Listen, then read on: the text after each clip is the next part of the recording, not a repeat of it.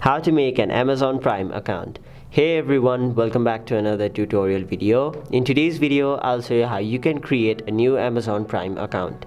So the first thing you want to do is simply open up the Amazon Prime application on your mobile device. And now as soon as you open the Amazon Prime application, you will be taken to this page where if you already have an Amazon account, you can simply log in using your Amazon account. But if you don't have an Amazon account and then want to create a new one, all you have to do is simply tap on the option create new Amazon account, which is right over here. Now you'll be taken to this page where in order to create a new Amazon Prime account, you'll have to enter first of all your first name and your last name, your mobile number or your email address. You can enter any one of those two.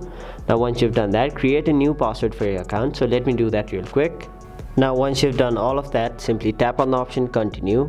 Now it'll send a verification code or an OTP to either your email address or your phone number depending upon the one you entered just now. So simply check your email address or your phone number. Now once you've entered the OTP, simply tap on the option create your Amazon account.